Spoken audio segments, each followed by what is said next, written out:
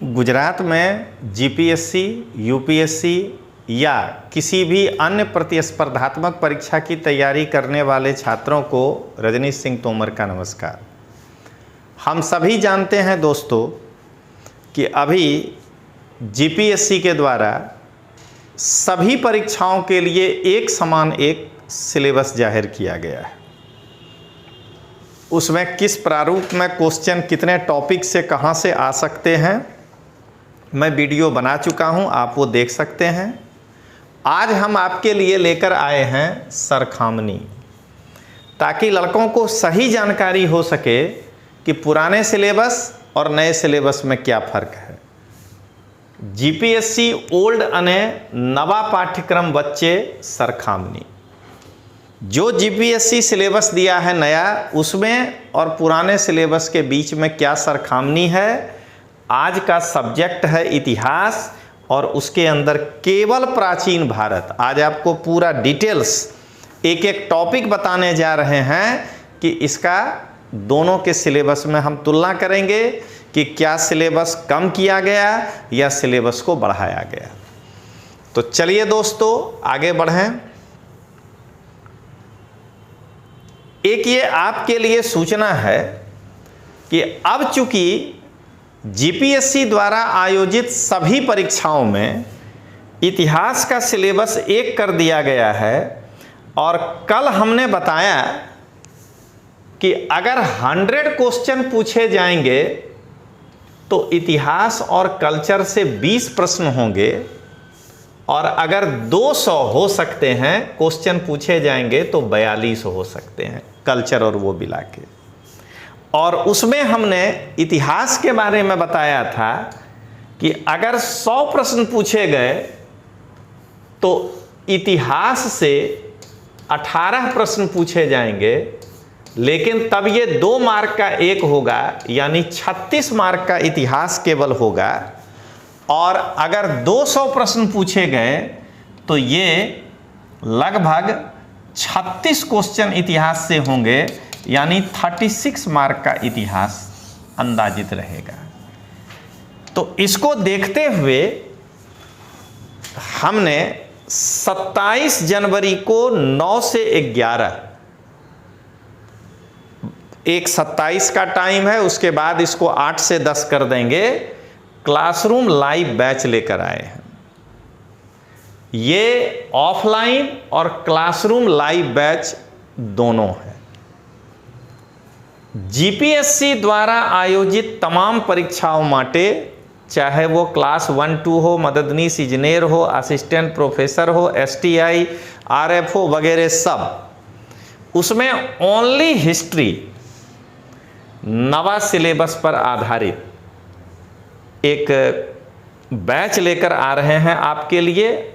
आपको इसके बारे में अगर कोई विस्तृत जानकारी चाहिए तो 9428804128 पर संपर्क करिए। अगर आप अपने इतिहास विषय को मजबूत करना चाहते हैं और जीपीएससी द्वारा आयोजित कोई भी एग्जाम में आप उस इतिहास में सबसे अच्छा करना चाहते हैं पूरे गुजरात में, तो आप हमारे इस कोर्स को ज्वाइन कर सकते हैं। ये ऑफलाइन जो कोर्स है उसमें सीट की मर्यादा है, सिर्फ 50 स्टूडेंट लिए जाएंगे ऑफलाइन में, और ऑनलाइन में कोई मर्यादा नहीं होता है। तो ये 50 लड़के जो ऑफलाइन में होंगे वो, अब बाकी सब ऑनलाइन में एडमिशन होगा। 27 जनवरी से हम शुरू कर रहे हैं 9 से 11। अब आपको किसी भी प्रकार की इसके बारे में जानकारी चाहिए तो 9428804128 पर संपर्क कर सकते हैं।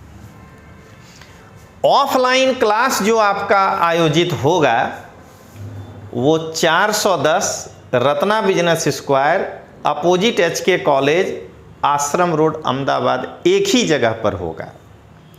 चलिए अब आगे बढ़ते हैं। आइए दोनों के बीच का जरा तुलना करें कि क्या फर्क है दोनों में। उसके पहले एक और इन्फॉर्मेशन दे दें कि ये हमारा QR कोड है विश्वास लर्निंग ऐप का, और मेरे कोचिंग का पूरा नाम है विश्वास लर्निंग प्राइवेट लिमिटेड। तो अगर आप मेरे NCERT कोर्स जैसे कई ऑनलाइन कोर्स देखना चाहते हैं तो इस QR कोड से आप वहां जा सकते हैं। पहले ओल्ड सिलेबस को देखिए कि उसमें क्या लिखा हुआ था। तो ओल्ड सिलेबस में अगर आप देखेंगे तो सिंधु खीन सभ्यता लिखा हुआ था, और न्यू सिलेबस में भी सिंधु खीन सभ्यता ही लिखा हुआ है। लेकिन दोनों के बीच में फर्क क्या है? तो ओल्ड सिलेबस में इसके अंदर डिटेल्स दिया गया था लाक्षणिकताओं, स्थलों, समाज, सांस्कृतिक इतिहास, कला ने धर्म, और अलग से सिंधु खीन सभ्यता अने गुजरात। अब ये इसी बाउंड्री में अपने को पढ़ना था, लेकिन यहां पे ओपन एंड कर दिया कि सिंधु खीन सभ्यता में कुछ भी पढ़ना है। इसके अंदर अने गुजरात नहीं लिखा है तो जीपीएससी का पेपर है, गुजरात पूछा जाएगा, लेकिन पहले में कन्फर्म था कि सिंधु खीन सभ्यता अने गुजरात, इस बार उस शब्द को हटा दिया है। अब आप पूछेंगे कि यही तो हम सिंधु खीन सभ्यता में पढ़ते हैं, नहीं लिखा तो क्या फर्क हुआ? नहीं, फर्क आया दोस्तों। मैं यहां पर सिर्फ आपको फर्क बताने के लिए 2 पॉइंट लिखता हूं, देखिए इसमें नहीं है, जो आपको पढ़ना पड़ेगा। अगर आपसे पूछे सिंधु खीन सभ्यता का उद्भव, तो इसमें कहीं भी नहीं लिखा हुआ है सिंधु खीन सभ्यता का उद्भव। ये एक आपको नया दिख रहा होगा। अगर आपको कहा जाए सिंधु खीन सभ्यता का पतन, तो देखिए यहां पर कहीं नहीं लिखा हुआ है सिंधु खीन सभ्यता का पतन। और सिंधु खीन सभ्यता की अर्थव्यवस्था, तो पुराने सिलेबस में देखिए लाक्षणिकता है, स्थल है, समाज है, सांस्कृतिक इतिहास है, कला धर्म है, लेकिन अर्थव्यवस्था नहीं लिखा है। अब पूछने का तो भाई इस कॉम्पिटिटिव एग्जाम में कुछ पूछ दे, लेकिन यहाँ इस सिलेबस में से ये 3 हमको दिखाई दे रहा है अभी ही। ऐसे कई मुद्दे हैं जो आप पढ़िएगा तब आपको पता चलेगा कि तोमर सर से इतिहास पढ़ने पर क्या डिफरेंस होता है। तो ये एक आपको सिंधु खीन सभ्यता में ये हमने गाइड किया। अब आइए दूसरा टॉपिक, ये कोई चेंज नहीं है। ओल्ड सिलेबस में भी इतना ही लिखा हुआ है वैदिक सभ्यता, और न्यू में भी लिखा हुआ है वैदिक सभ्यता। ओल्ड में भी लिखा हुआ है जैन धर्म ने बौद्ध धर्म, न्यू में भी लिखा हुआ है जैन धर्म ने बौद्ध धर्म। तो इसका मतलब कि एक सिंधु खीन सभ्यता में थोड़ा सा डिटेल्स पढ़ना पड़ेगा, और ये तो दोनों चैप्टर इक्वल है। अब आइए दोस्तों, पुराने सिलेबस में से क्या हटाया गया और क्या जोड़ा गया। देखिए पुराने सिलेबस में ये वाला बात क्लियर लिखा था, भारत ना विदेशी आक्रमणों अने तेनो प्रभावों या प्रभाव। तो इसमें हम लोग ईरानी आक्रमण को पढ़ा करते थे, और ग्रीक आक्रमण यानी अलेक्जेंडर वाला आक्रमण हम लोग यहां पढ़ते थे, और उस दोनों का भारत के संस्कृति पर क्या प्रभाव पड़ा उसको हम लोग पढ़ते थे। लेकिन नए सिलेबस में इसका नाम नहीं है। लेकिन जब आप कुछ आगे बढ़ते हैं तो नए सिलेबस में एक वर्ड लिखा हुआ है प्राचीन मध्यकालीन राजवंशों भारत तेमज गुजरात। तो अभी मैं केवल भारत के इतिहास की चर्चा कर रहा हूं, तो इस प्राचीन राजवंशों अगर उसमें से निकाल दिया जाए भारत का, तो इसके सामने देख लीजिए इसी काल में हम लोग पढ़ते थे 16 महाजनपद। तो इस सिलेबस में ये आ गया। हम लोग पढ़ते थे प्रथम मगध साम्राज्य, जिसमें हर्यक वंश, शैशुनाग वंश और नंद वंश पढ़ते थे। दरअसल मैं इस पूरे चैप्टर को ऐसे पढ़ाता था अपने क्लास में, और आज भी पढ़ाता हूं, कि इसका नाम रख दिया जाए पूर्व मौर्य काल। मैं जो इसको बांटता था वो आपको बता रहा। अब पूर्व मौर्य काल में दो घटनाएं घटी हैं और उन दोनों घटनाओं को दो भाग में बांट दीजिए। पूर्व मौर्य काल में एक घटना धर्म के क्षेत्र में हुआ है, जिसको हम लोग धार्मिक आंदोलन कहते हैं, और इसमें मुख्यतः बौद्ध और जैन ये दो है धर्म जो आपको सिलेबस में दिया, और दूसरा है राजकीय परिवर्तन। इस राजकीय परिवर्तन को हम लोग दो भागों में बांटते थे। एक था भारत पर विदेशी आक्रमण, और इसमें हम लोग दो भाग बांटकर पढ़ाते थे, ईरानी और ग्रीक। और साथ में मैं अपने विद्यार्थी को हमेशा पढ़ाया हूं टोटल, यहां पर पढ़ाते थे दो भाग में बांट करके। ये था भारत का आंतरिक राजनीतिक परिवर्तन। एक रखते थे 16 महाजनपद, और दूसरा होता था मगध साम्राज्य या मगधनु उत्कर्ष, जिसमें हर्यक वंश, शैशुनाग वंश और नंद वंश, ये है पूरा चैप्टर। तो अगर आप जीपीएससी के सिलेबस को देखिए तो पूर्व मौर्य काल में से केवल इसको हटा दिया है, जो पहले नहीं था उसको इंक्लूड कर दिया है। ये आपको जो है एक्स्ट्रा पढ़ना है। अभी ही 90 दिन है, पढ़ लीजिएगा, नहीं तो बाद में अगर यहां से कोई प्रश्न आ गया तो आप जानते हैं कि मैं भी उसमें शामिल हूं, कोचिंग क्लास। हम कोचिंग क्लास वाले परीक्षा के बाद एक के बाद बोलते हैं, बहुत आसान प्रश्न हता, बहु आसान प्रश्न हता या बहुत सेलू प्रश्न हता। अरे सेलू हता तो तुम ही पास कर जाओ। और एगो नया ट्रेंड चला है आजकल, आ क्वेश्चन तुम्हें आ क्लास में हूँ चर्चा करियो हतु, चर्चा कर देने से खाली हो जाएगा कि आपने उस पर कंटेंट पढ़ाया है, ये बताइए। तो ध्यान रखिएगा, मैं हमेशा विद्यार्थी को यही बताता हूं कि बाजीराव की तलवार और तोमर सर का इतिहास और पॉलिटी एकदम एक सरखा होता है। इसका कोई मुकाबला पूरे भारत में नहीं है, गुजरात में तो है ही नहीं किसी शिक्षक के पास। अब आइए आगे बढ़ें।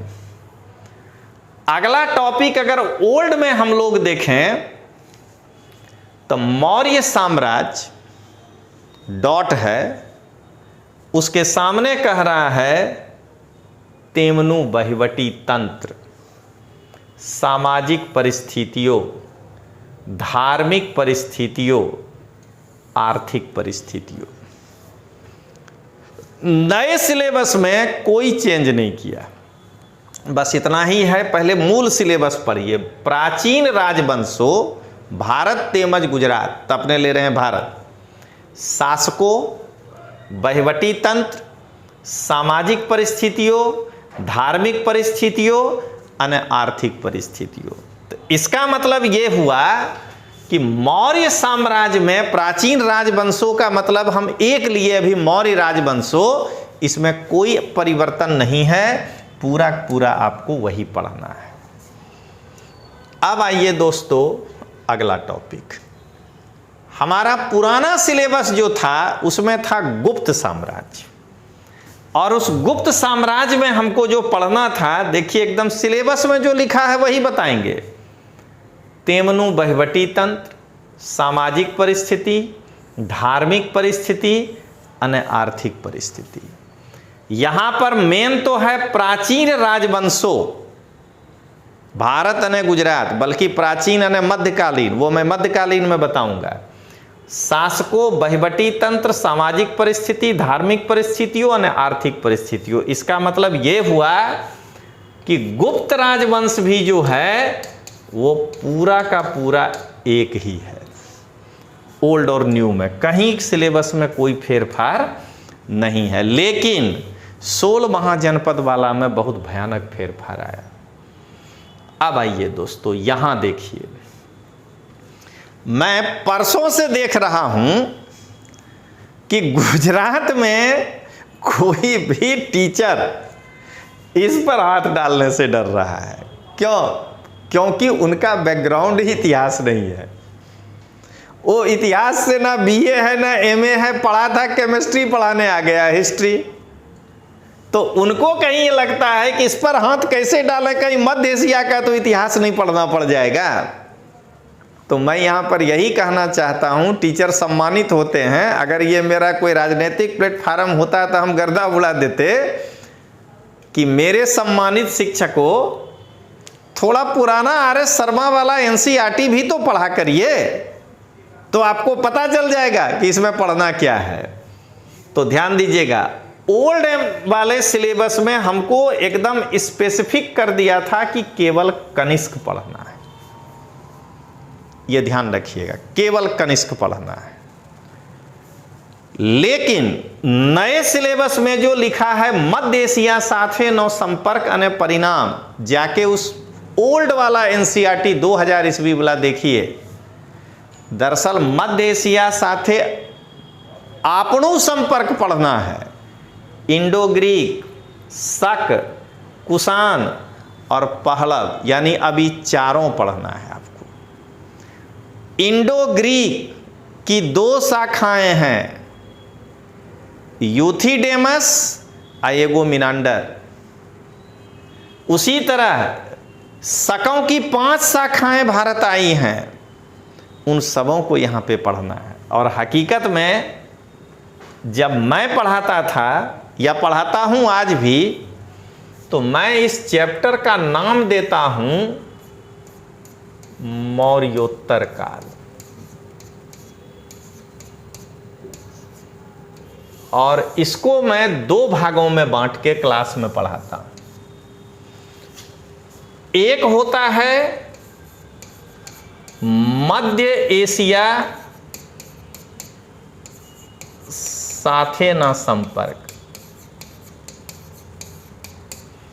अब जरा सोच लीजिएगा कि पुराना बाजार में जो भी किताब है अभी इतिहास का, अगर खरीदिएगा तो रुपया, पैसा, आंख और स्वास्थ्य तीनों की बर्बादी है, बाकी आपके ऊपर। और यहां पर मैं पढ़ाता हूं देसी राजवंशों। मध्य एशिया साथे ना संपर्क में मैं यहां पे पढ़ाता हूं इंडो ग्रीक। आज भी मैं अपने पढ़ाई से समझौता नहीं किया हूं। अगर कोई विद्यार्थी मेरे पास इतिहास पढ़ने आता है तो 150 घंटा भारत का इतिहास मैं पढ़ाता हूं, तभी उसको घर भेजता हूं। इंडो ग्रीक, शक, कनिष्क नहीं, कुषाण, कुषाणों की 2 शाखा भारत आई है, वो दोनों आपको पढ़ना है इसमें। और पहलव, ये हो गया। देसी राजवंश को मैं 2 भागों में बांटता हूं, उत्तर भारत और दक्षिण भारत।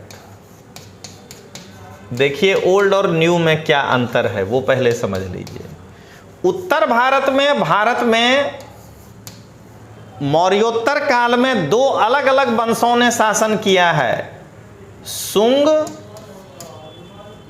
और दूसरा वासुदेव था कणव। शुंग और कणव वंश शासन किया है। और दक्षिण भारत में यहां पर 2 राजवंश शासन किया है, सातवाहन मौर्योत्तर काल में और कलिंग का चेदी वंश। मैं ये दोनों पढ़ाता हूं। तो अगर हम ओल्ड सिलेबस देखें तो इस कुषाण के 2 डायनेस्टी में से एक डायनेस्टी है कड़फिसस डायनेस्टी और दूसरा है कनिष्क डायनेस्टी। तो हमको डायनेस्टी यानी राजवंश नहीं पढ़ना था सिलेबस में, ओल्ड में ओनली कनिष्क पढ़ना था। और दक्षिण भारत का एक जगह सिलेबस था तो उससे हमको सातवाहन और चेदी पढ़ना था, बाकी इतना पुराने सिलेबस में नहीं पढ़ना था। अब जब नया सिलेबस आया तो ये 2 नहीं पढ़ना है, इंडो ग्रीक भी पढ़ना है, शक भी पढ़ना है, कुषाण का कड़फिसस, कुजुल कड़फिसेस और बीमा कड़फिसस, कनिष्क, पहलव, शुंग, कणव, सातवाहन, चेदी सब। कारण इस सिलेबस का मतलब हुआ ये 4। ये जो है ये तलवार कहाँ लटका दिया? प्राचीन राजवंशों, भारत तेमज गुजरात। तो भारत का प्राचीन राजवंशों, शासकों और आर्थिक परिस्थिति से लेके सब कुछ। तो आइए अब जरा आगे बढ़ें। मैं इसीलिए ये वीडियो लेकर आया हूं कि विद्यार्थियों को ये पता चलना चाहिए कि हमको इस 90 दिन में क्या करना है, और इसीलिए मैं ब्रेक करके लाया हूं। आज ओनली प्राचीन भारत है ये। अब देख लीजिए ये सब हो गया, अब आगे बढ़ें। अब ओल्ड जो हमारा था अगला सिलेबस वो था हर्ष। तो प्राचीन राजवंशों यानी हर्ष तो अभी भी है। अब आइए, पहले दक्षिण भारतीय राजवंशों में सातवाहन तो वो हम अभी पहले बता दिए कि पढ़ेंगे, चेदी, चालुक्य, राष्ट्रकूट, चोल, पल्लव, यहाँ है पल्लव और वहाँ था पहलव, कदम्ब वंश अपने को पढ़ना है। जीपीएससी में 1 साल क्वेश्चन पूछ चुका है कि चंद्रगुप्त द्वितीय का वैवाहिक संबंध निम्न में से किन किन राज्यों के साथ था? तो चंद्रगुप्त द्वितीय के बेटा का विवाह कदम्ब वंश में हुआ था, बेटी का विवाह वाकाटक में हुआ था। तो ये देखिए पहले भी पूछा है और आज भी। तो आज हम लोग यहाँ पे क्या है कि दक्षिण भारतीय राजवंशों लिख के प्राचीन और मध्यकालीन का भेद मिटा दिया। लेकिन आप सभी जानते हैं कि चोल और पल्लव प्राचीन भारत में भी है, यानी 700 से शासन शुरू किया है से पहले से, और चला गया है 1014 तक, तो मध्यकाल में भी है। तो हमारा प्राचीन और मध्यकालीन राजवंशों दक्षिण भारत सातवाहन, चेदी, चालुक्य, राष्ट्रकूट, चोल, पल्लव और कदम्ब वंश। अब आइए दोस्तों,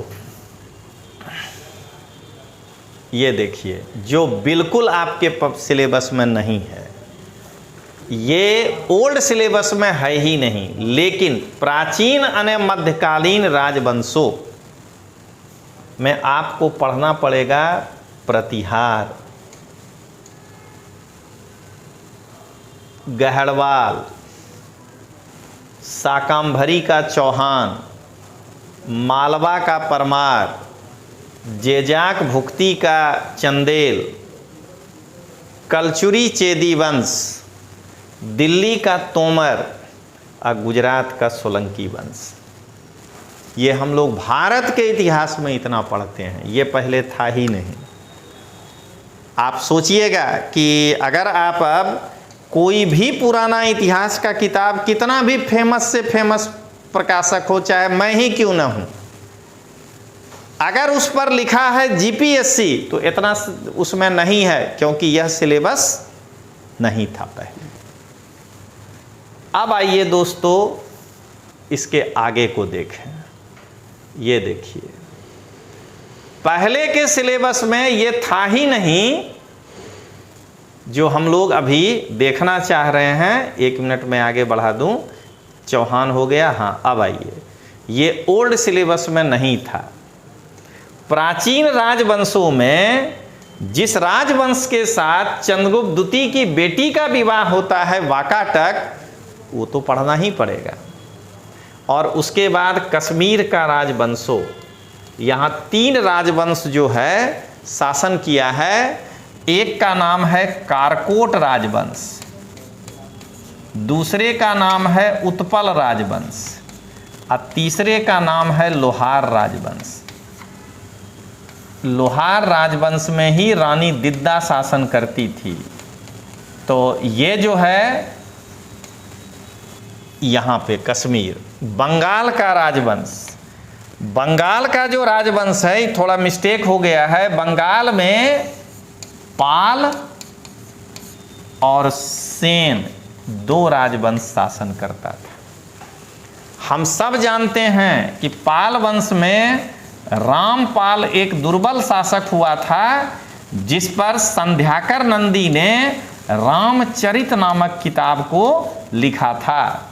और इसमें ये बताया गया है कि रामपाल को मछुआरे से टैक्स लेने के लिए युद्ध करना पड़ा था। ये कितना निर्बल है। यही वाला बात हुआ कि पुतिन को जेलेंस्की से लड़ने के लिए युद्ध करना पड़ रहा है।